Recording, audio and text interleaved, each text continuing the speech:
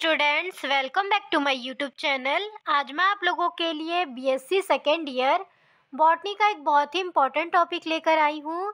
Bentham एवं Hooker का वर्गीकरण, classification of Bentham and Hooker.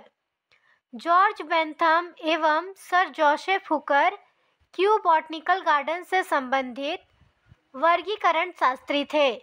Bentham का पूरा नाम जॉर्ज बेंथम है और हुकर का पूरा नाम सर जोसेफ हुकर है, जो कि क्यू बॉटनिकल गार्डन से संबंधित वर्गीकरण शास्त्री थे। इन्होंने संयुक्त रूप से अपना वर्गीकरण 3 खंडों वाली अपनी पुस्तक जेनेरा प्लांटेरम में प्रस्तुत किया। जो इनकी एक पुस्तक थी 3 खंडों वाली, उसमें इन्होंने अपने वर्गीकरण को प्रस्तुत किया, जिसका नाम जेनेरा प्लांटेरम था। इन्होंने डी कैंडोले की वर्गीकरण पद्धति को आधार मानते हुए अपना वर्गीकरण प्रस्तुत किया। जो डी कैंडोले थे वो भी एक वैज्ञानिक थे। उनका जो वर्गीकरण पद्धति था उसे इन्होंने बेस माना और उसी पे आधारित होकर इन्होंने अपना वर्गीकरण प्रस्तुत किया। अपनी पुस्तक में 202 कुलों या का वर्णन किया, जिसमें 7,569 वंशों का तथा 97,205 प्रजातियों को सम्मिलित किया है। यह वर्गीकरण प्राकृतिक वर्गीकरण पद्धति पर आधारित है। अब आगे देखेंगे बेंथम एवं हुकर। बेंथम एंड हुकर ने समस्त पुष्पीय पौधों अथवा बीज धारण करने वाले पौधों को निम्नलिखित 3 समूहों में वर्गीकृत किया है। जो पौधे बीज धारण करते हैं, जिनमें बीज होता है, उसको बेंथम एवं हुकर ने 3 समूहों में वर्गीकृत किया है, अलग किया है। ठीक है, तो चलिए देखते हैं कैसे अलग किया है। ए नंबर पे है द्विबीजपत्री डाइकोटिलेडन्स। बी नंबर पे है अनावृत बीजपत्री जिम्नोस्पर्म्स एवं सी नंबर पे है एक बीजपत्री मोनोकोटिलिडन्स। इन्होंने अनावृत बीजपत्री पौधों को द्विबीजपत्री एवं एक बीजपत्री पौधों के मध्य रखा। देखो यहाँ बी नंबर पे है ना, द्विबीजपत्री और एक बीजपत्री के बीच में रखा है। ठीक है, मध्य का मतलब बीच होता है। इन्होंने गण रेनेलिस को आहा मानते हुए, यहाँ आद्य होगा, ठीक है, ध्य है ये, आद्य मानते हुए रेनेन कुलेशी को सबसे पहले तथा ग्रैमिनी कुल को सर्वाधिक विकसित मानते हुए सबसे अंत में रखा है। इसके वर्गीकरण की रूपरेखा इस प्रकार है। फर्स्ट नंबर पे है समूह डाइकोटिलिडनी, ग्रुप डाइकोटिलिडनी। लक्षण देखेंगे, पौधों में मूसला जड़ तंत्र पाया जाता है।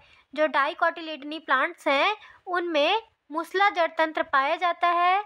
सेकेंड नंबर पे है पत्तियों में जालिकावत सिरा विन्यास पाया जाता है।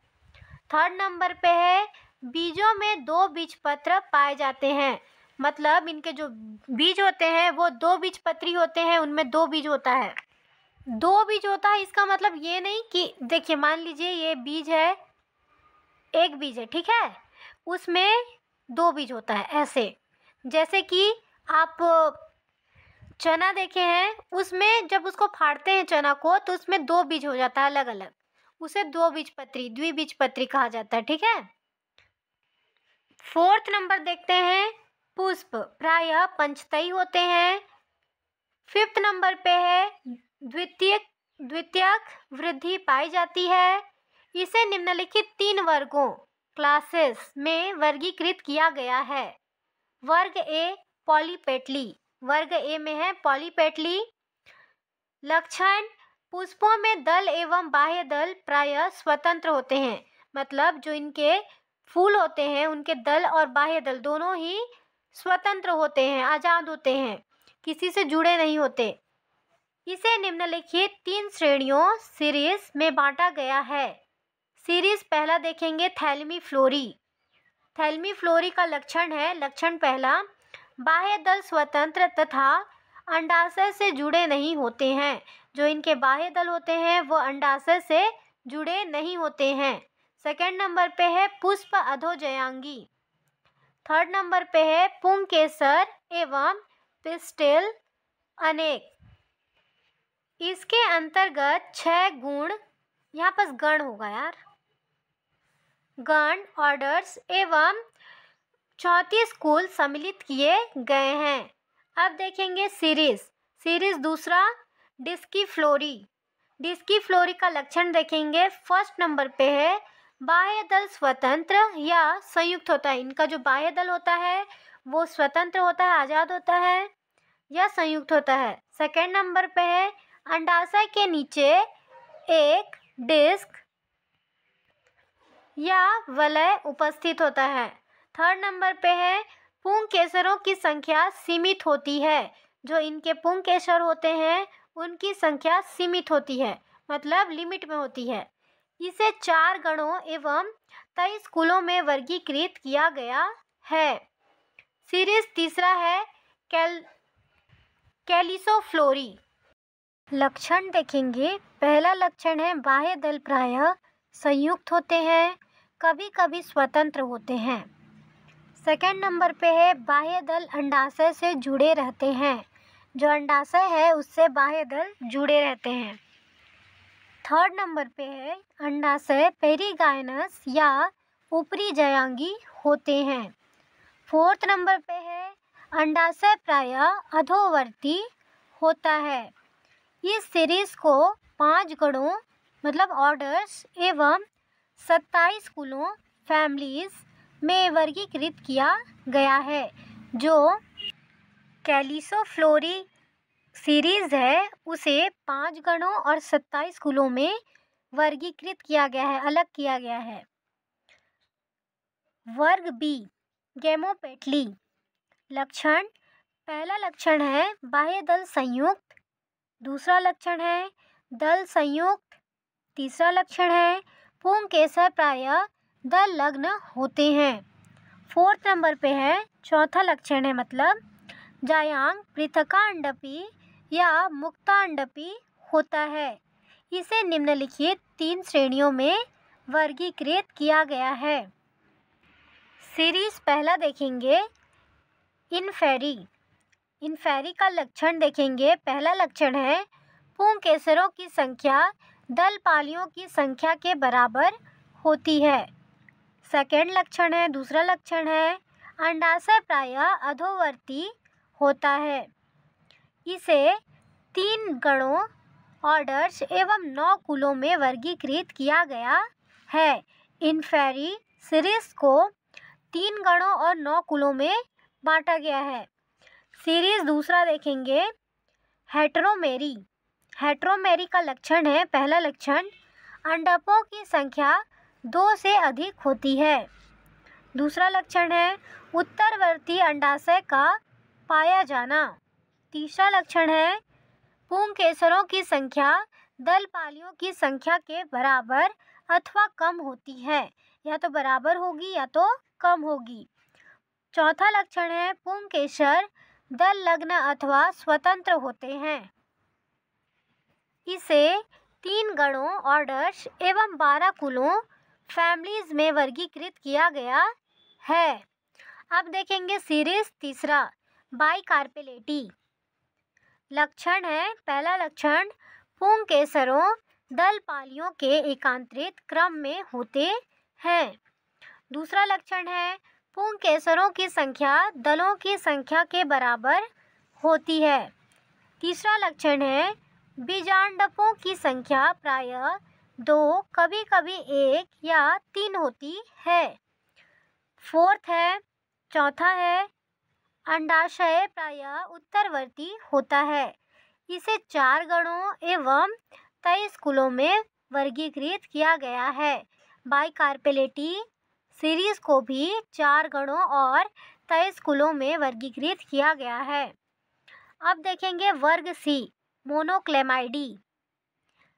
लक्षण है। पहला लक्षण पुष्प परिदलपुंज युक्त होते हैं तथा परिदल बाह्य दलाभ होते हैं। दूसरा नंबर पे है पुष्प प्रायः अपूर्ण होते हैं, मतलब पूरे नहीं होते, ठीक है।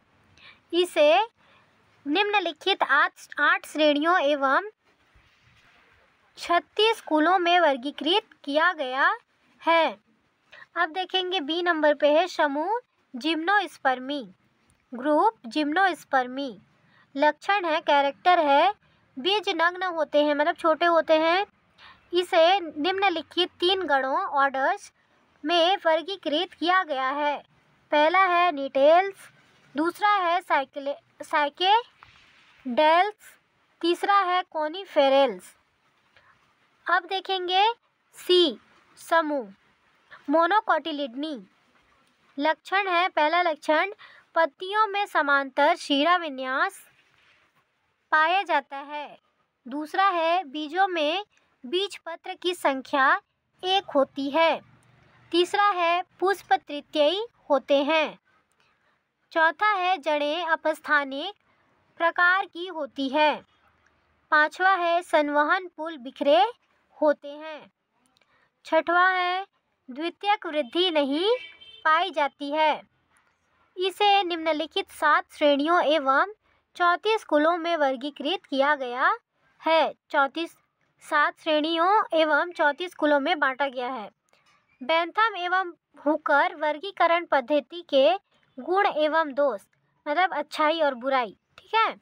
गुण, सबसे पहले देखेंगे गुण। पहला नंबर पे है इन वैज्ञानिकों ने प्रत्येक जाति का वर्णन बहुत ही सरल ढंग से किया है। इसमें प्रत्येक जातियों को बहुत ही आसानी से पहचाना जा सकता है, जिसके कारण आज भी इस पद्धति को विभिन्न हर्बेरिया में अपनाया जाता है। सेकेंड नंबर पे है जिम्नोस्पर्म को तीसरे उपवर्ग के रूप में डाइकॉट तथा मोनोकॉट के मध्य रखा जाता है। थर्ड नंबर पे है गण ऑर्डर्स। रेनल्स को डाइकॉट में सबसे पहले गण के रूप में रखा गया, जो जाति वृत्तीय गुणों के आधार पर सबसे आद्य है। इस विचार के प्रति अन्य वैज्ञानिकों ने भी अपनी सहमति प्रकट की, मतलब वो भी सहमत हुए। फोर्थ नंबर पे है कई महत्वपूर्ण वंशों को उपवंशों एवं सेक्शनों में विभाजित करके सुविधाजनक बनाया गया तथा इससे उन्हें उचित स्थान पर रखा गया। फिफ्थ नंबर पे है अधिकतर वैज्ञानिकों का यही विचार है कि मोनोकॉट का विकास डाइकॉट से हुआ, अतः इस वर्गीकरण में डाइकॉट को मोनोकॉट से पहले रखना उचित माना गया। उचित का मतलब सही होता है। अब ये तो गुण देखे, अब हम देखेंगे दोष। पहला है कुछ वैज्ञानिकों के मत में जिम्नोस्पर्म को डाइकॉट तथा मोनोकॉट के मध्य रखना, यहाँ रखना 2 बार लिख दी हूँ, एक कट कर दीजिएगा, उचित नहीं है। मतलब जो जिम्नोस्पर्म को डाइकॉट और मोनोकॉट के बीच में रखा गया है, ये रखना सही नहीं है। सेकंड नंबर पे है इस वर्गीकरण में मोनोक्लेमाइडी को अधिक विकसित माना गया है, परंतु कुछ लोग इस तथ्य से सहमत नहीं हैं, क्योंकि इसमें रखे गए अनेक कुल उपवर्ग पॉलीपेटली से बहुत अधिक समानता दिखाते हैं, मतलब मिलते जुलते हैं। थर्ड नंबर पे है विकास की दृष्टि से गैमोपेटली की स्थिति ठीक नहीं मानी जाती, क्योंकि इस वर्गीकरण पद्धति के अनुसार, कौन से वर्गीकरण पद्धति, बेंथम एवं हुकर की वर्गीकरण पद्धति के अनुसार मोनोक्लेमाइडी को गैमोपेटली से अधिक विकसित तथा पॉलीपेटली को कम विकसित ग्रुप कहा गया है, जो कि उचित प्रतीत नहीं होता है। उचित प्रतीत नहीं होता है का मतलब सही दिखाई नहीं देता है, ठीक है। हमारा टॉपिक यहीं ख़त्म हुआ। अगर आपको हमारे चैनल से हेल्प मिलती हो तो प्लीज़ हमारे चैनल को सब्सक्राइब करें और कमेंट कर बताएं कि नेक्स्ट वीडियो आपको किस टॉपिक पे चाहिए। Thank you.